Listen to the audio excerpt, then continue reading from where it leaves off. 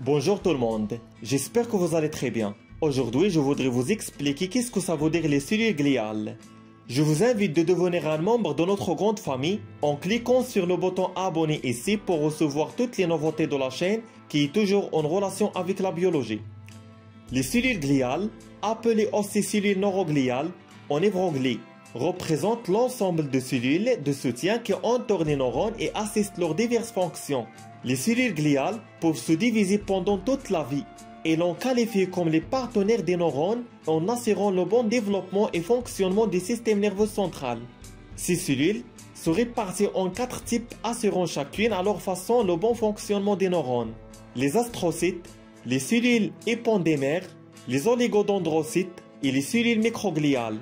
Les cellules astrocytes, de forme étoilée, représentent la grande majorité des cellules gliales, avec des fonctions très variées.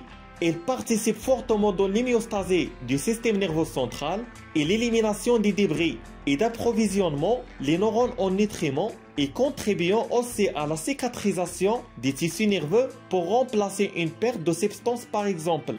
Les cellules épendémères, également appelées les épendémocytes, sont des cellules multicellulaires unies les unes aux autres qui tapissent les parois de toutes les cavités du cerveau.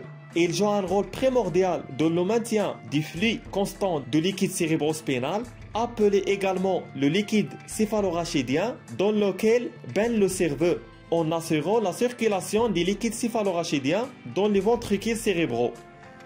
Les oligodendrocytes sont des petites cellules avec longue prolongation qui s'étendent et s'accrochent aux axones neuronaux avoisinants. Ces cellules assurent la myélinisation, c'est-à-dire la production des gaines de myélène qui entourent et protègent les axones d'une part et facilitent la conduction de l'influx nerveux dans les neurones pour se communiquer efficacement d'une autre part. Les cellules microgliales sont des cellules très dynamiques, représentent presque 10% de cellules gliales. Elles présentent de nombreux prolongements longs et très ramifiés. Ce sont absolument les macrophages propres au système nerveux central. Alors, ils vont participer à la défense des tissus cérébraux contre les agents infectieux étrangers en cas d'agression. Elle intervient aussi dans la réparation tissulaire et l'homéostasie du système nerveux central. Les cellules gliales sont les thèmes actuels étudiés dans beaucoup de laboratoires de recherche pour décrypter toutes les fonctions de support nécessaires qui fournissent aux neurones qui les entourent. Si vous avez des questions, laissez-moi savoir. Merci et à très bientôt.